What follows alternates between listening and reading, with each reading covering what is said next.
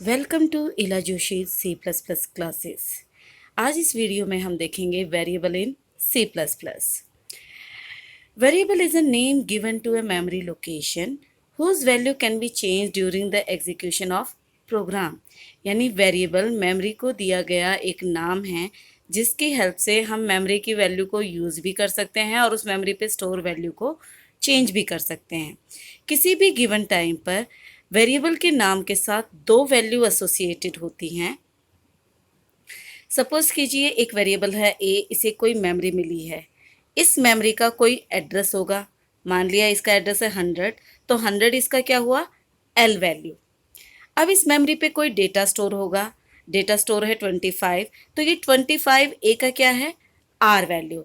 Are value represent करता है data stored in variable और एल वैल्यू रिप्रेजेंट करता है मेमोरी का एड्रेस। आप देख सकते हैं कि वेरिएबल के नाम के साथ पर्टिकुलर टाइम पर दो वैल्यू एसोसिएटेड हैं, एक उसका डेटा और एक उसका एड्रेस। अब बात आती है कि वाई वी यूज़ वेरिएबल। वेरिएबल को हम यूज़ ही क्यों करते हैं। अगर हमें अपने प्रोग्राम में डेटा यूज़र से इनपुट कराने की रिक्वायरमेंट है या कुछ कैलकुलेशन को स्टोर करने की रिक्वायरमेंट है, तो उसके लिए हमें वेरिएबल की रिक्वायरमेंट होगी। That means whenever we need to take input और store some value for calculation we need variable. अब बात आती है कि वेरिएबल को डिक्लेयर कैसे किया जाए। वेरिएबल को डिक्लेयर करने का सिंपल सिंटैक्स है data type and name of variable and it is terminated bye semicolon. What is data type and why we use it in variable declaration statement? Data type basically ये बताता है कि variable के अंदर किस तरह की इंफॉर्मेशन स्टोर होगी और उस पर हम किस तरह की कैलकुलेशन परफॉर्म करेंगे। यानी मेरा डेटा कोई नंबर स्टोर करेगा, कैरेक्टर स्टोर करेगा, स्ट्रिंग स्टोर करेगा, ये सब हम डेटा टाइप की हेल्प से बताते हैं।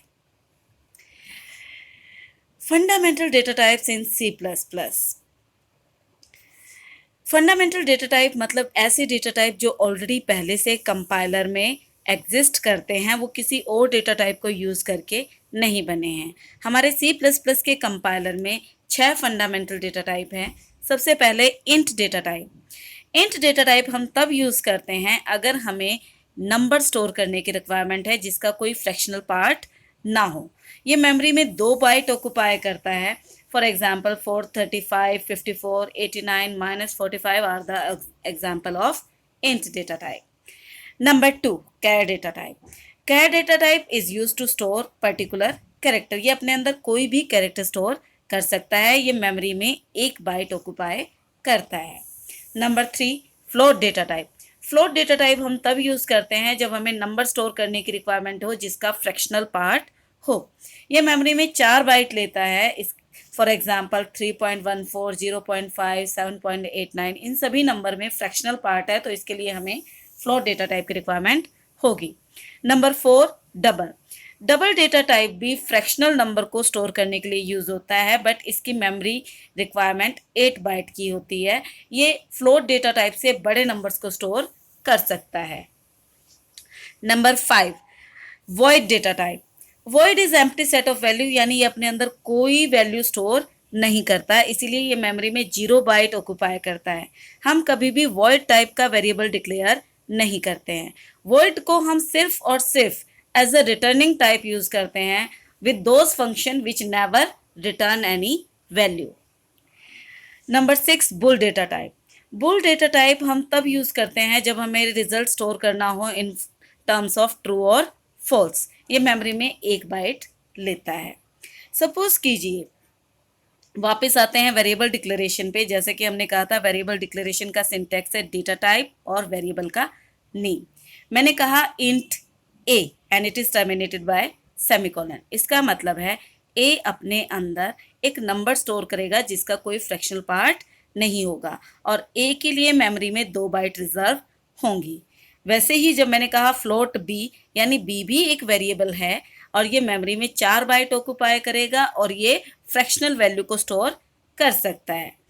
कैर सी, इसका मतलब C is a character type variable. ये अपने अंदर कोई भी कैरेक्टर स्टोर कर सकता है और मेमोरी में 1 बाइट ऑक्यूपाई करेगा। ये तो हुई डिफरेंट डिफरेंट टाइप के वेरिएबल डिक्लेयर करने की। कई बार हमें रिक्वायरमेंट होती है कि हमें सेम टाइप के बहुत सारे वेरिएबल्स की रिक्वायरमेंट होगी। सपोज करो मुझे 3 नंबर स्टोर करने हैं, तो उसके लिए मुझे 3 वेरिएबल चाहिए। नंबर स्टोर करना है यानी सबका डेटा टाइप भी सेम होगा, यानी मुझे कहना पड़ेगा int A, int B, int C. But इस काम को हम एक सिंगल लाइन में भी कर सकते हैं। अगर हमें सेम टाइप के मल्टीपल वेरिएबल डिक्लेयर करने हैं तो उन्हें हम सिंगल लाइन में भी कर सकते हैं बाय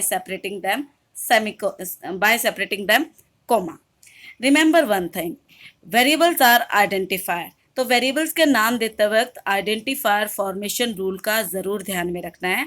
आइडेंटिफायर फॉर्मेशन रूल के लिए आप मेरा वीडियो आइडेंटिफायर देख सकते हैं। Thank you.